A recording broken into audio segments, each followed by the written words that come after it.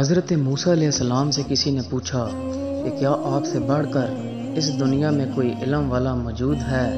تو حضرت موسیٰ علیہ السلام نے فرمایا کہ نہیں، اور تب زمین پر ان سے بڑھ کر کوئی علم والا موجود تھا بھی نہیں، لیکن اللہ کو ان کا یہ جواب پسند نہیں آیا، تو اللہ تعالیٰ نے حضرت موسیٰ علیہ السلام پر وحی نازل کی کہ اے موسیٰ، ہمارا بندہ حضرت خضر علیہ السلام علم میں تم سے بڑھ کر ہے۔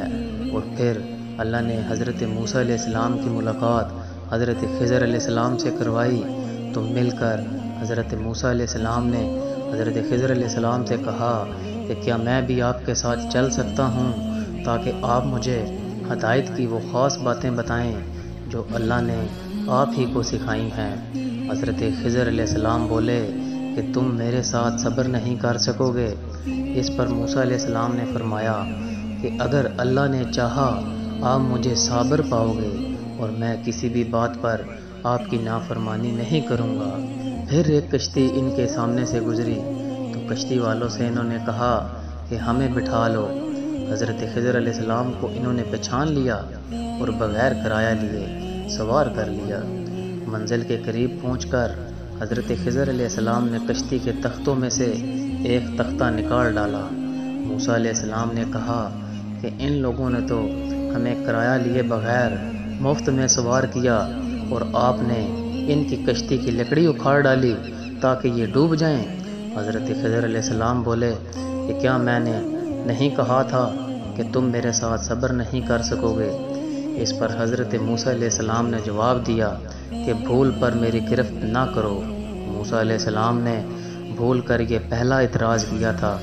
پھر دونوں چلے۔ کشتی سے اتر کر ایک لڑکا بچے کے ساتھ کھیل رہا تھا۔ حضرت خضر علیہ السلام نے اوپر سے اس کا سر پکڑ کر ہاتھ سے الگ کر دیا۔ موسیٰ علیہ السلام بول پڑے کہ آپ نے ایک بے گناہ بچے کو بغیر کسی جانی حق کے مار ڈالا، غضب ہو گیا۔ حضرت خضر علیہ السلام بولے کہ میں نے تم سے نہیں کہا تھا کہ تم میرے ساتھ صبر نہیں کر سکو گے؟ یہ سن کر حضرت موسیٰ علیہ السلام خاموش ہو گئے۔ پھر دونوں چلتے رہے، حتیٰ کہ ایک گاؤں کے پاس آئے۔ ان سے کھانا لینا چاہا، انہوں نے کھانا کھلانے سے انکار کر دیا۔ حضرت خضر علیہ السلام نے وہیں دیکھا کہ ایک دیوار اسی گاؤں میں گرنے کے قریب تھی۔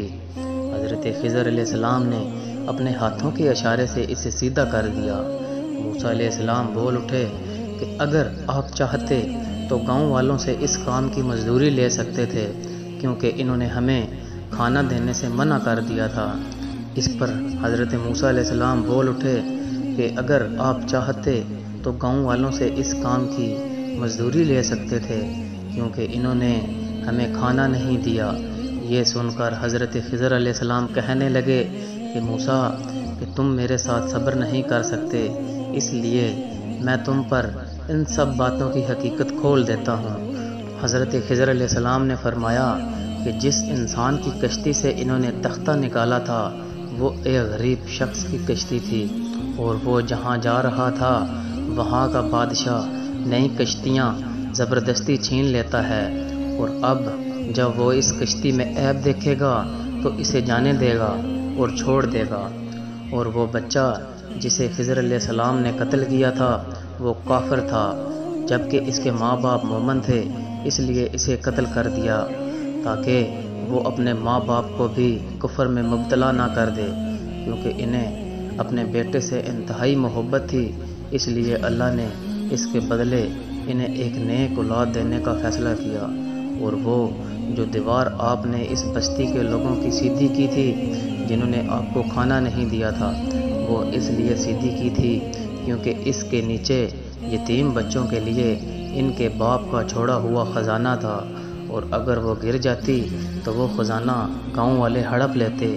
اس لیے جب تک وہ بچے بڑے نہیں ہو جاتے تب تک اللہ نے اس مال کی حفاظت کا انتظام کر دیا ہے۔ تو ہمیں اس قصے سے کیا سبق ملتا ہے؟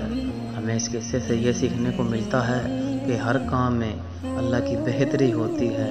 اب دیکھنے سے تو یہ لگ رہا تھا کہ حضرت خضر علیہ السلام کتنا ظلم کر رہے ہیں، لیکن جب اللہ تعالیٰ کی حکمتیں جانی تب اندازہ ہوا کہ اگر یہ نہ کرتے تو کتنی جانیں مشکل میں پڑ جاتی۔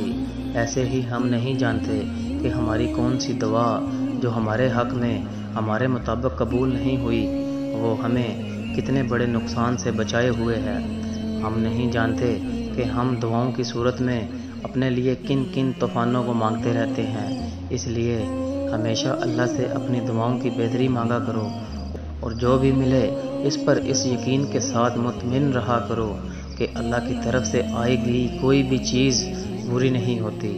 اللہ کی حکمتوں پہ بھروسہ کرنے والوں کو کبھی بھی خسارہ نہیں اٹھانا پڑتا۔ اللہ فرماتا ہے تم مجھے پکارو میں تمہاری پکار کا جواب دوں گا۔ یہ اللہ کا وعدہ ہے۔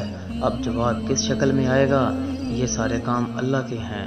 آپ کو بس اتنا یقین رکھنا ہے کہ اللہ اپنے وعدوں کا بڑا سچا ہے۔ پھر دیکھنا آپ کے لیے بھی اللہ کی غیبی مدد آتی ہے، جیسے حضرت خضر علیہ السلام کے ذریعے اللہ نے ان لوگوں کی غیبی مدد کی تھی اور وہ جانتے بھی نہ تھے۔